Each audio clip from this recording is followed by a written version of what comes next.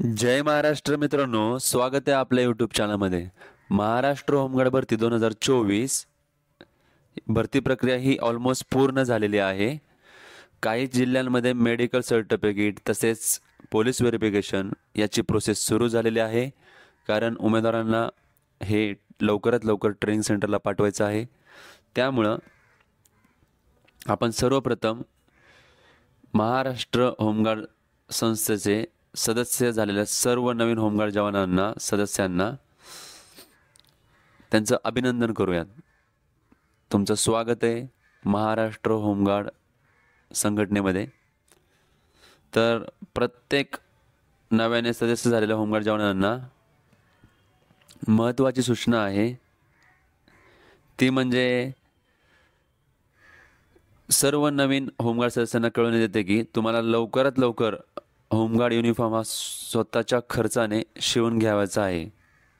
त्याची पावती 2,500 रुपयाची असावी. तसेच ती पावती ट्रेनिंग झाल्यानंतरनं पथक कार्यालय या ठिकाणी जमा करावी. त्याचे शुल्क आपल्याला कालांतराने प्राप्त होईल. युनिफॉर्म घेत असताना काही गोष्टींची काळजी घ्यायची आहे. तर तुम्हाला कोणत्या कोणत्या वस्तू घ्यायच्या आहेत, कोणत्या कोणत्या गोष्टी घ्यायच्या आहेत युनिफॉर्म घेत असताना, त्याची यादी मी तुम्हाला सांगत आहे. तर सर्वप्रथम बेरी कॅप ही खाकी रंगाची असावी. नंबर 2, आर्म बॅच हा महाराष्ट्र होमगार्ड या नावाने असला पाहिजे. नंबर 3, स्कंद चिन्ह हे होमगार्ड नावाचे असले पाहिजे. म्हणजेच तुम्ही जे आर्टिकल घेणार आहात तिथं जे स्कंद चिन्ह घेणार आहात ते पूर्ण होमगार्ड लिहिलेलं असावं. त्यानंतर नंबर 4, लायनर ही काळ्या रंगाची असावी. नंबर 5, बेल्ट हा कापडी काळ्या रंगाचा व बेल्ट कडी ही पितळी धातूची असली पाहिजे. तर तुम्हाला कापडी काळ्या रंगाचा बेल्ट घ्यायचा आहे. त्यानंतर नंबर 6, तुमचा जो बूट असणार आहे तो काळ्या रंगाचा असला पाहिजे, आपण त्याला कट शूज म्हणतो. नंबर 7, खाकी रंगाचा सॉक्स असला पाहिजे. तर ही होती आत्तापर्यंत युनिफॉर्मबद्दलची माहिती, त्याचबरोबर आर्टिकल्स संबंधित माहिती. त्यानंतरनं आपण पाहणार आहोत की ज्या आता ट्रेनिंगची प्रोसेस चालू आहे, उमेदवारांना लवकरात लवकर ट्रेनिंगसाठी पाठवण्यात येणार आहे. तर ट्रेनिंगसाठी कोणते कोणते साहित्य आवश्यक आहे त्याची लिस्ट पुढीलप्रमाणे मी सांगत आहे. बघा, ट्रेनिंगसाठी लागणारे साहित्य: 2 पांढऱ्या रंगाचे टी शर्ट, त्यानंतरनं खाकी रंगाची हाफ पॅन्ट, त्यानंतरनं ब्राऊन रंगाचा पीटी शूज ज्याला आपण कॅनव्हास शूजही म्हणतो, त्याचबरोबर लाठी,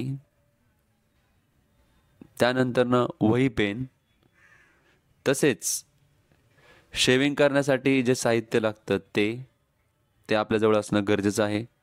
त्याचबरोबर ट्रेनिंगला जात असताना सोबत तुमचा जो बिछाना असतो अंथरूण पांघरूण तेही सोबत असणं गरजेचं आहे. तर अशा प्रकारे हे ट्रेनिंगसाठी लागणारं महत्त्वाचं म्हणजे जे साहित्य तुम्हाला आवश्यक आहे त्याबद्दलची सूचना होती. त्यानंतरनं सध्या मेडिकल सर्टिफिकेटसाठी बऱ्याच जणांची धावाधाव होताना दिसत आहे. तर सर्वांनी लक्षात घ्यायचं आहे की मेडिकल सर्टिफिकेटचं तुम्हाला PDF स्वरूपात मिळेल. त्याची प्रिंट काढून झेरॉक्सच्या दुकानावर त्याची प्रिंट काढून तुम्ही सदरचा हा जो फॉर्म आहे, जो अर्ज आहे, तो सरकारी रुग्णालयात घेऊन जायचा आहे आणि त्या ठिकाणी तुमचं मेडिकलची प्रोसेस पूर्ण करायची आहे. तर कोणत्याही सरकारी हॉस्पिटलमध्ये गेल्यानंतरनं तुमची मेडिकलची प्रोसेस त्या ठिकाणी केली जाईल व ज्या जिल्हा होमगार्ड कार्यालयाने तुम्हाला सूचना दिल्या आहेत त्याप्रमाणे ते फॉलो करायचे आहेत. मग तुमचं मेडिकल सर्टिफिकेटची प्रोसेस पूर्ण झाल्यानंतरनं सदरचं प्रमाणपत्र हे जिल्हा होमगार्ड कार्यालय या ठिकाणी सादर करायचं आहे, जमा करायचं आहे. तर त्या प्रकारच्या सूचना तुम्हाला देण्यात आलेल्या असतील. तर ह्या महत्त्वाच्या सूचना होत्या. मी आशा करतो की तुम्हाला ह्या सूचना समजल्या असतील. तुमचे काही प्रश्न असतील, तुमच्या काही समस्या असतील तर कमेंट बॉक्समध्ये जरूर विचारा. तुमच्या प्रश्नांची उत्तरं दिली जातील. तुमच्या समस्यांचे निवारण करण्याचे काम केलं जाईल. एवढं बोलून माझा हा व्हिडिओ मी संपवतो. जय हिंद, जय महाराष्ट्र.